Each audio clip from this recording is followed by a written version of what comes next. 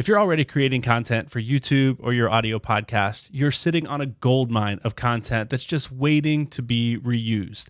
So in this episode, we're going to talk about the do's and the don'ts of repurposing your podcast content for social media.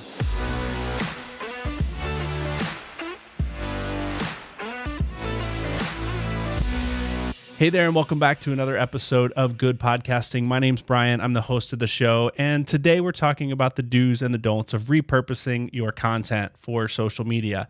Now, the reason we're talking about this is because you're going to hear from everybody, every professional podcaster, every professional YouTuber, that this is what you need to do to grow your audience and to grow your viewership and your listenership and to just grow your influence as a content creator. And it's true, this is a great way to grow your content, but I want to caution us that it's not the only way to grow our content. And we'll talk about that a little bit more as we go. So let's talk about the do's and the don'ts of repurposing your podcast content for social media.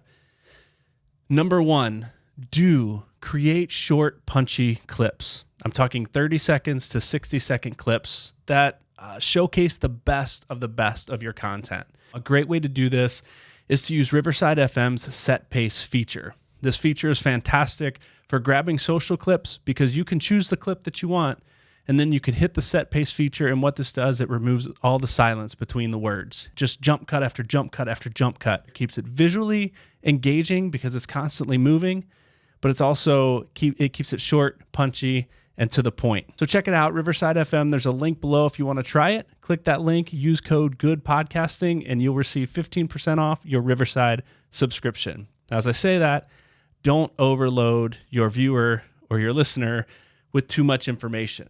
You see, there's a fine line here. This should be a complete thought. If you're going to put it out there on social media, it should be something that is a complete thought. That's what I'm looking for.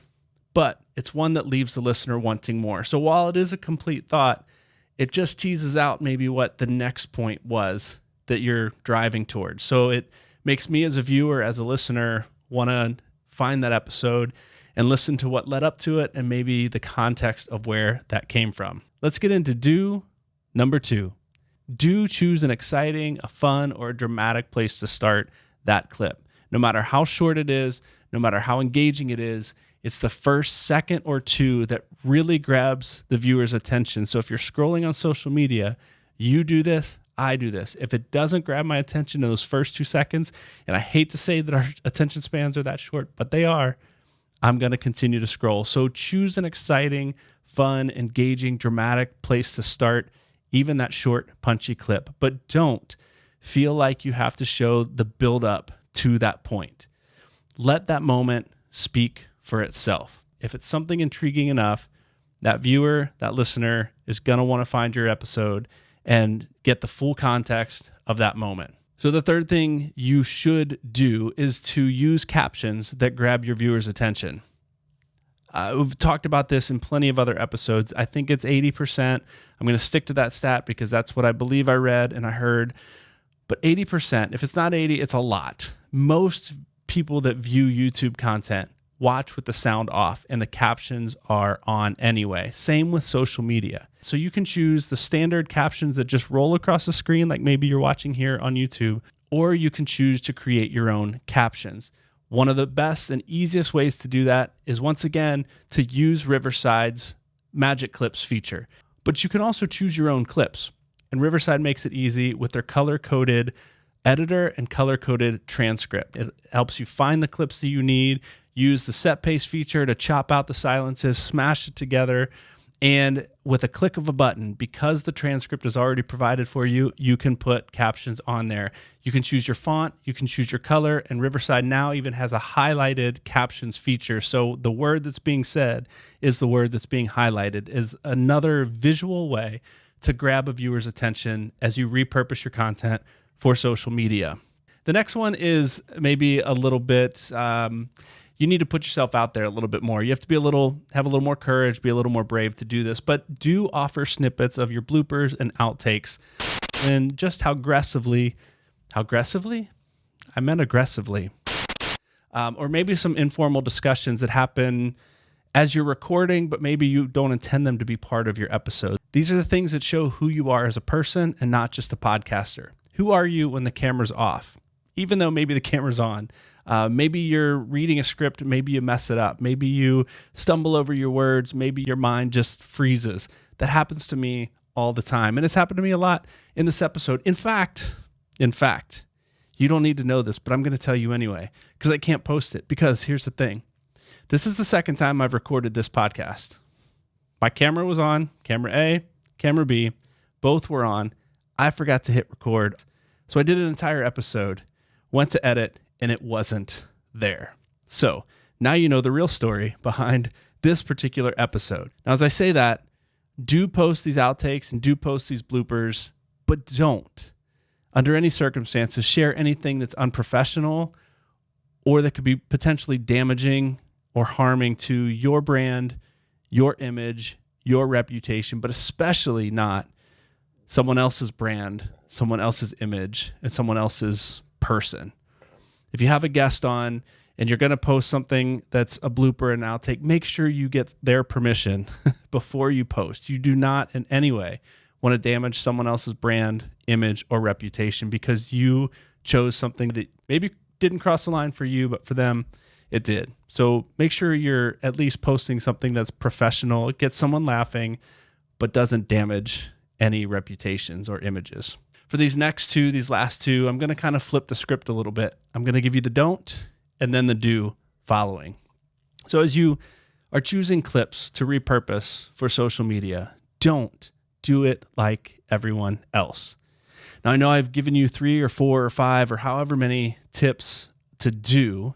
And these are things, as I mentioned earlier, that I've learned by watching other people. They're foolproof, but there's ways you can do them that make them you, which is the do. Do be yourself.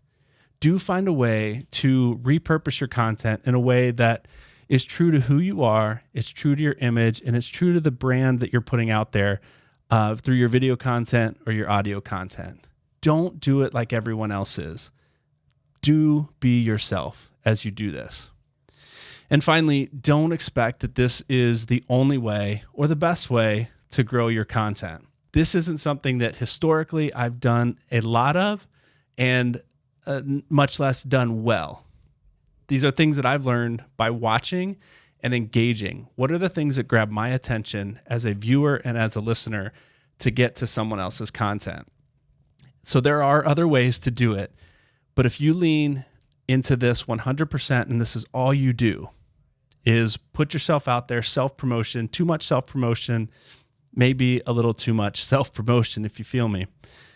What I want you to do is to comment and interact with other people's posts. Comment and comment and interact with other people's social media. It's the whole golden rule at play here. Do unto others as you would have them do unto you. So if you want people to comment on your content, you want people to watch your content, you want people to subscribe and follow you, do the same for others. Reach out first. Be the first one to comment. The more people that I've commented on their content, this is the way that I've grown, is by engaging with other people's content. I jump on their stuff, I comment, I interact. They, in turn, are interested in who I am, the questions I ask, and so they watch my content, and that's how a lot of viewers have found my channel. So don't do too much self-promotion if you're not also engaging with other people's content. And now it's time for today's good question.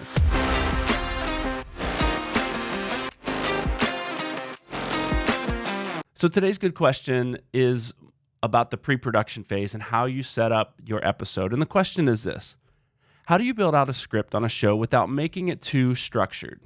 Well, I think there's a couple ways to think about this, to look at this. There's a couple ways to do it. One, some people are able to just be incredibly spontaneous, fly by the seat of their pants, and just have a concept of where they want to go and what they want to talk about on an episode and just follow through and carry it out. I personally find that a little tricky to do because a lot of this content is a little bit more technical, and I want to make sure that we're setting it up correctly. It's easy to follow for my audience. So I don't do much of that, but there are many, many podcasters that just have a concept and they roll with it.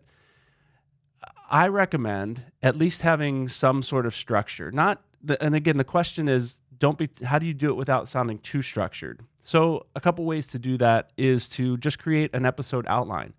have a few bullet points of some things that you want to talk about, the topics you want to cover, the questions you want to ask, the segments of your show, and maybe a few notes underneath those. If you can follow an outline fairly easily and just make it conversational, that's a great way to do it because it gives you an intro, a conclusion, and everything in between. You start at point A and you end at point B or C or D, wherever you want to go. You have it mapped out in an outline. Another way to do that is to just script out word for word your podcast episode. If you're just doing it on your own, this is hard to do when you have multiple people.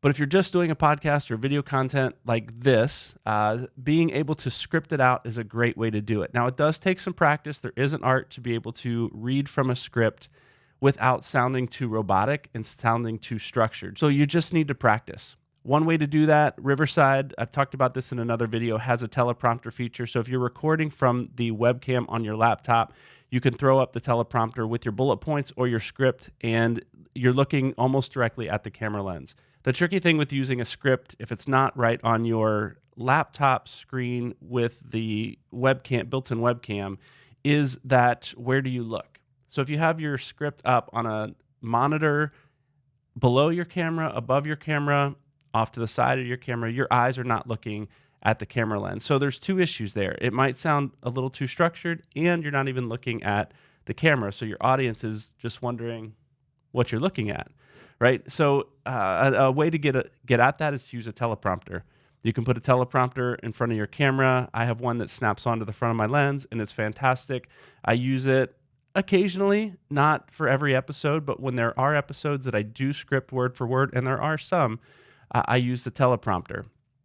The ones I do script word for word are the ones that are much more technical. I want to make sure I say what I need to say it correctly, and say it in a way that makes sense for a beginner podcaster to be able to follow step by step. So the question, again, is how do you set up a podcast episode so it's not too structured? Well, ideally, you're going to have an outline or an episode script that you're going to be able to talk through, speak to the camera, and just have that conversation flow naturally. It does take some practice. It takes some time to get used to. But I would say the most important thing is knowing how you're going to open the episode and how you're going to wrap up that episode. What's maybe your call to action going to be?